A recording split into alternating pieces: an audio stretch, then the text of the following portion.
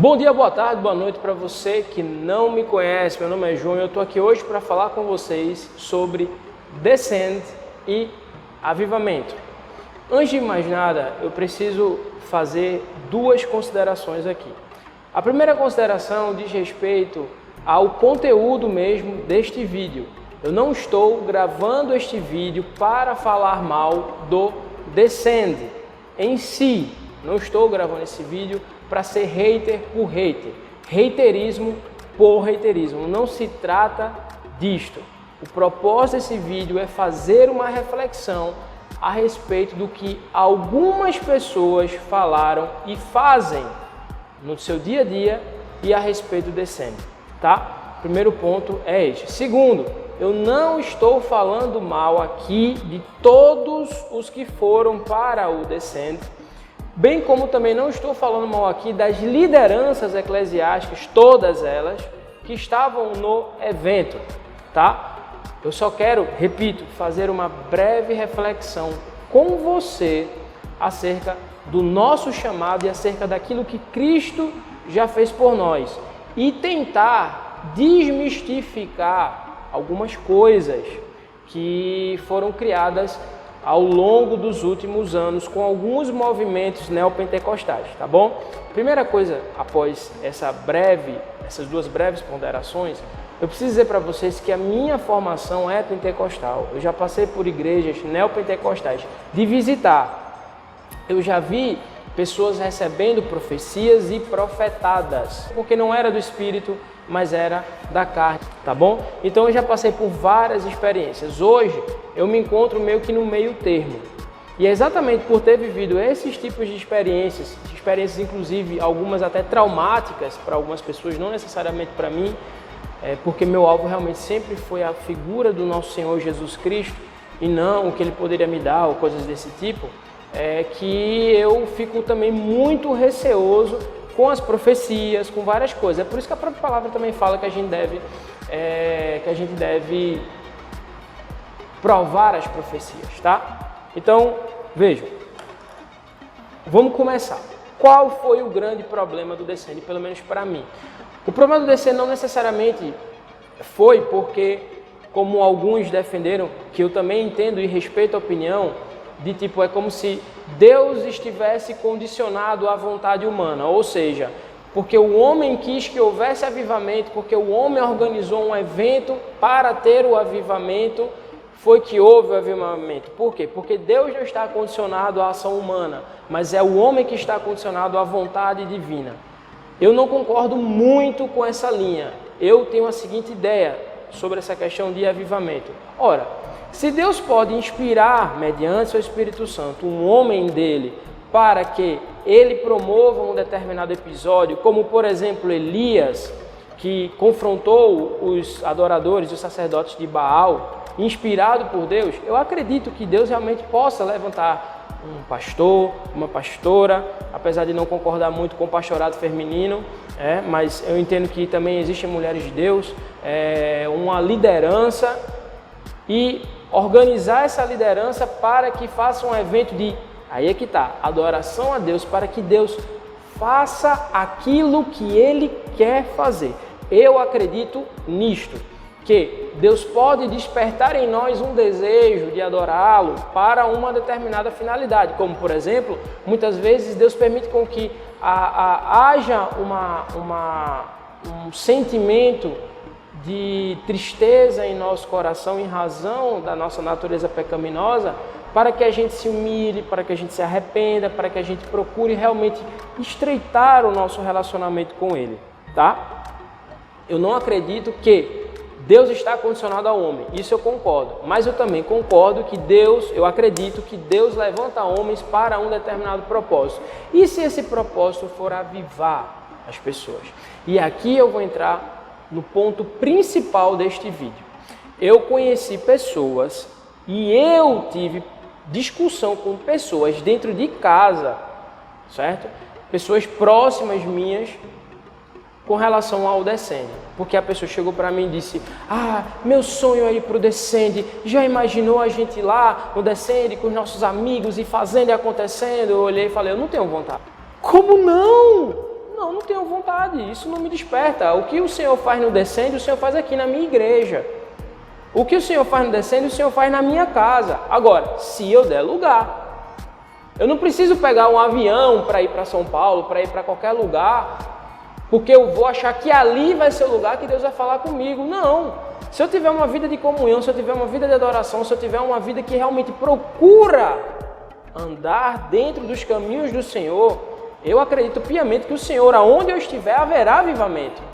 Não porque eu sou bom, mas porque Ele é misericordioso. E a palavra de Deus fala que os olhos do Senhor estão atentos sobre toda a terra, procurando os verdadeiros adoradores, aqueles que o adoram em espírito e em verdade. Se Deus procura os verdadeiros adoradores que o adoram em espírito e em verdade, independentemente do lugar onde eles estão, isso significa que Deus tem prazer naquela pessoa. E se houverem duas pessoas orando e com esse mesmo espírito, motivados pela adoração a Deus em um determinado lugar, Deus ali se faz presente. Então o mover dele já ocorre. Entende? O mover de Deus já ocorre. E aqui é que está o grande perigo e, no caso, o grande pulo do gato.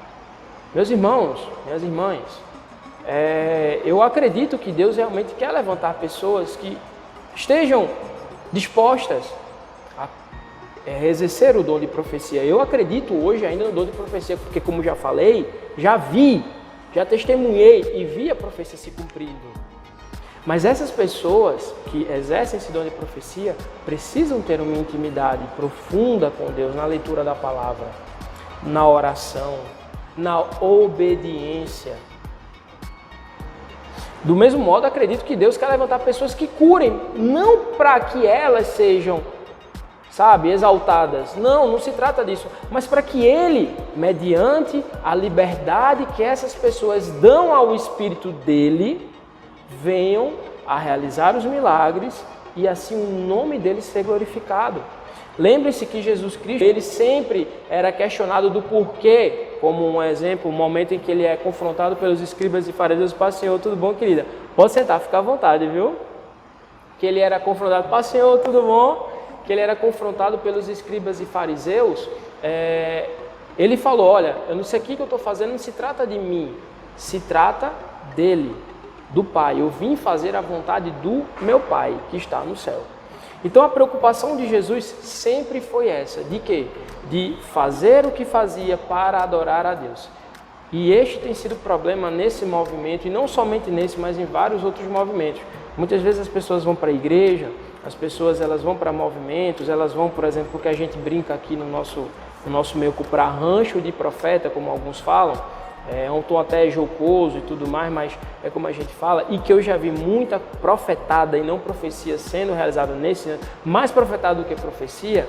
O grande problema é que muitas vezes as pessoas vão não para adorar a Deus, as pessoas vão porque elas acham que aquele lugar ali tem algo de diferente, tem algo de especial e que ali Deus vai fazer alguma coisa.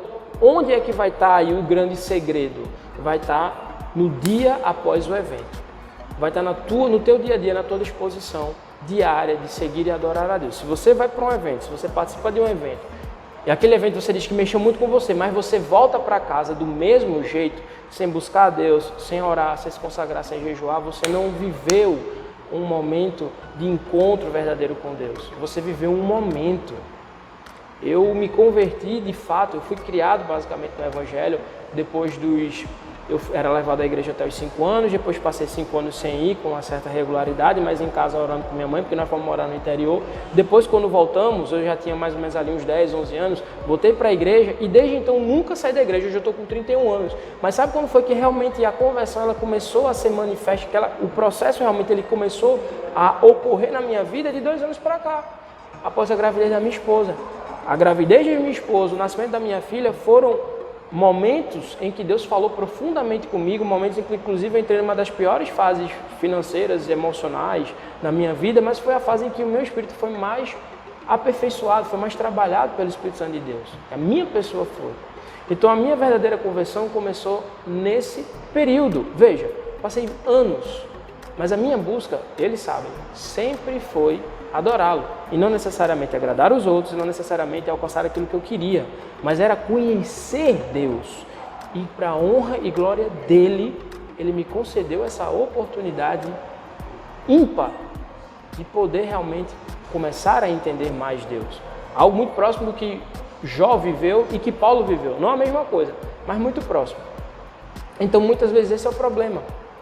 E as pessoas vão para os eventos, as pessoas vão receber profecia, ouvem e tal, mas no dia seguinte continuam odiando, continuam maltratando, continuam não oferecendo a outra face, não dão testemunho dentro de casa no seu trato diário com seus parceiros, com seu cônjuge, com sua esposa, com seu marido, com seus filhos, entre os seus amigos. São pessoas que não exalam o bom cheiro de Cristo no seu dia a dia, mas dentro da igreja, beleza, no evento estava uma bênção, mas e no dia a dia? As pessoas voltam para casa do mesmo jeito que saíram. Isto não é avivamento. O verdadeiro avivamento, e aí eu vou concluir agora, começa dentro da sua casa.